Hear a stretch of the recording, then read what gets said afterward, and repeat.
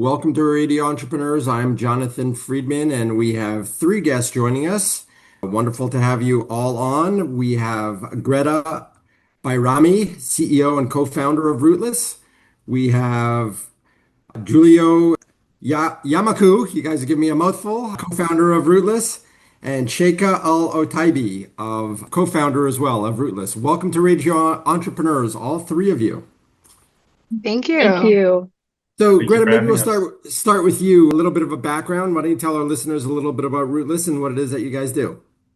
Perfect. Well, Rootless is a social community. It started out as this vision that we had in 2020 when people kept asking us about our story and what was it that defined us as entrepreneurs. And we kept coming back to this nothingness, right? Like we didn't really have roots in this country. We didn't really have a community that we were pulling from. We didn't really have success stories in our own family. So what were we? We were really rootless. We were really finding a way to flourish and make our own paths, even though the paths that we stemmed from were ones that were shackles and constant reminders of limitation. So this idea to create a platform where we could communicate and bring together people that had similar starts in their entrepreneurial journey, but nonetheless became success stories, came to mind, and we made it happen. And here we are 5 years later, bringing that more and more to our community, our 680 users. It's been an incredible journey.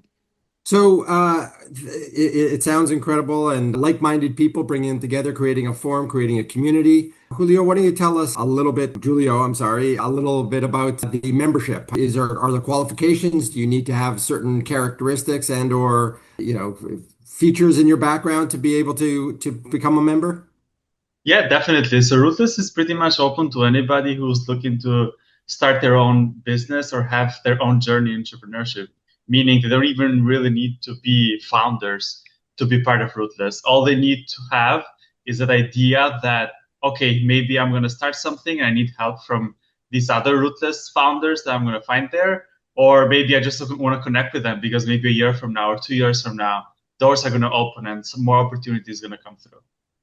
Wonderful. Sheika, you want to tell us a little bit about what the community brings to one another and how it works and how the engagement works? Yeah, so what we're focusing on now with Rootless, we're going through a little bit of a rebrand, so more to come actually by the end of this week, but we're focusing on hosting meetups, panels, and curated experiences for our members. And we're starting by taking this all over the US. So obviously, East Coast is our roots, from Boston to New York to Miami, to build this community and host these specific events and go industry segmented, depending on where our Rootless members are and what their passions and interests are. So that's our goal. And then through there, they'll have access to exclusive mentorships, maybe networking sessions one-on-one with other people who have done it, who have those stories of, hey, I was just where you were 5 years ago. Now let me give you 30 minutes of your time. It just takes one person, like Greta always says and preaches, to believe in you. And that's the life-changing part, but also providing those resources, because we want our members to take action. This isn't just to talk. This is to change your life. So you talk about yourselves as a community. I mean, and it sounds like a fabulous story, bringing people together who don't necessarily have what I would say is the lifelines, the ties within the U.S. marketplace. And as you said, mostly first generation or people who don't have perhaps I will say family role models or people in prior generations who are part of this. You were founded, it sounds like right around, as the pandemic was happening, people were closed in. So it was really creating a platform or a membership, a form, not dissimilar to a social media in some respects. But tell us, like, how do people engage historically? And is that part of I guess my follow-up question, is that part of the pivot towards creating in-person hosted events to try and drive greater connectedness? Or tell us a little bit about the background of how it started and where your pivot is.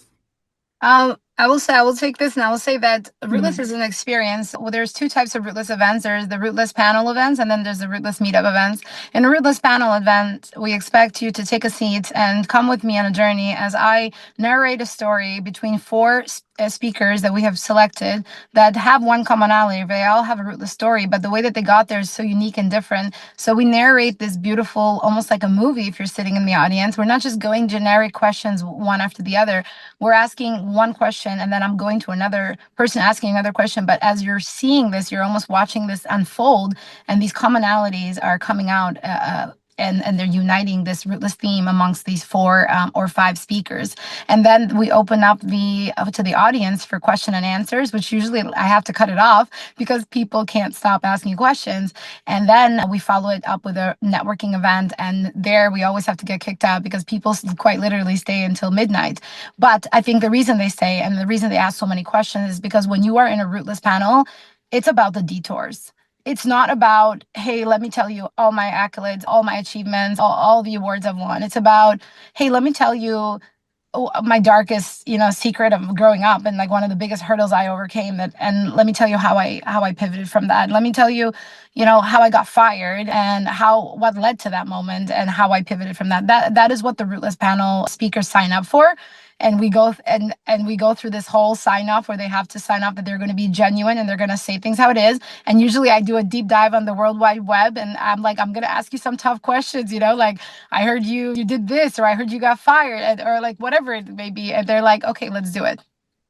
So, it sounds fascinating from the perspective that I would imagine most of your people that come, either your panelists in your forums or people that are members of Rootless have come through some sort of adversity in their lives, uprooting, and I'm using the rooting again, but, coming from another country into a new environment, perhaps leaving friends and family behind, and, in many cases, perhaps coming with virtually nothing. Is that a theme that unites people and they find, common experiences having overcome some sort of diversity in their lives and within the community and wanna either support or further one another? Is that part of the premise behind the commonality? I would say yes, definitely. People, when they hear these stories, they feel like, wow, someone can relate to them or they were in their shoes not too long ago.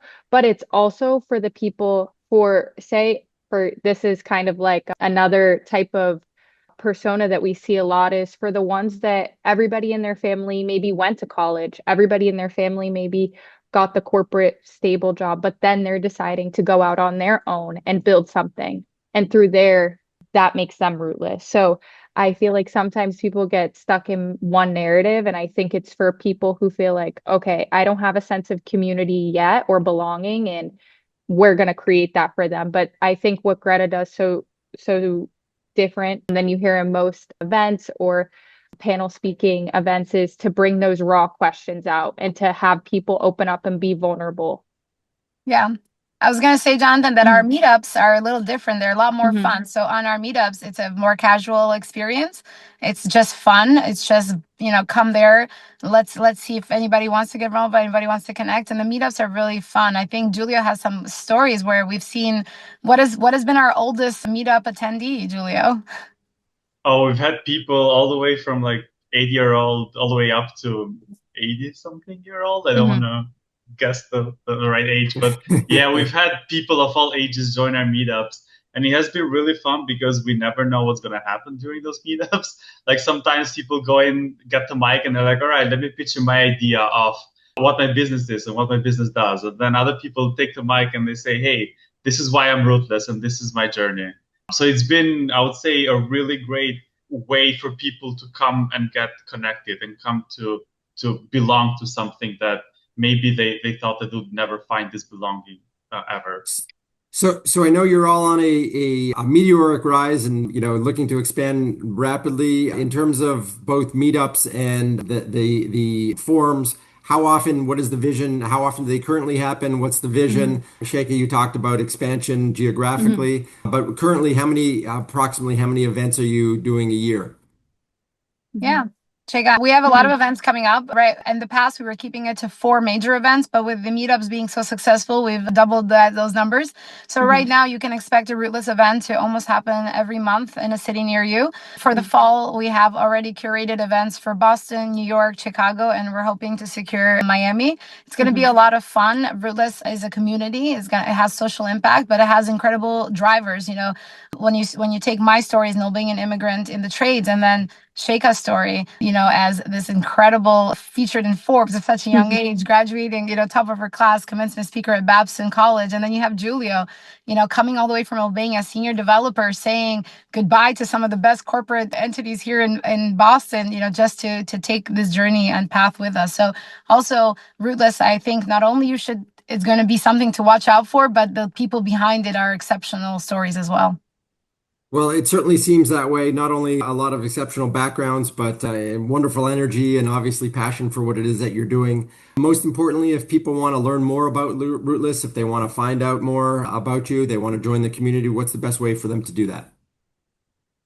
I would say the best way is to follow our Instagram or connect with all of us on LinkedIn. So we are making a lot of content, which is what you're going to find on our Instagram page, sharing our members' stories as well as our own stories as well. So it's Rootless_app right now. But like I said, we are going to be rebranding in the coming week. But for right now, Rootless_app. And then the LinkedIn, Xhulio, is it the It same? should be Rootless app as well without Yes. the underscore on LinkedIn. But like you mentioned, everything is rebranding. So even if you search by Rootless, anytime you hear this podcast, you'll find us. Exactly. Not too many Rootless brands out there. So if you just Google Rootless, you will come directly to us, and please connect with us. We're working. The big vision here, Jonathan, is that because of the success we've had with Rootless, it started out as a passion community project, but it turned into so much more because we have been able to realize the people that we're bringing together and the impact that we're creating. And now we have been able to seek out, people that want to support us to bring economic, resources to our members. And I think that is something to watch out for. That's going to be really exciting, that as we grow, we're able now to have people that back us up, and most importantly, are willing to back up the ideas and fuel the ideas of our members. Well, wonderful. Yeah, all of your passions and commitment and dedication come through loud and clear in this short discussion. And I'd imagine that your events and your meetups are full of energy as well. So wish all three of you continued success. Maybe it's not the right saying, but as you continue to establish roots for Rootless and to grow those wonderful branches and leaves, I wish you continued success. Our guests have been Greta Bajrami, CEO and co-founder of Rootless, Xhulio Jamaku, who's co-founder, and Sheika Al-Otaibi, who is also a co-founder of Rootless. Wish you all continued success, and thank you so much for coming on Radio Entrepreneurs. Thank you so much for having us. Awesome. Thank you. And we'll be right back with another segment on Radio Entrepreneurs.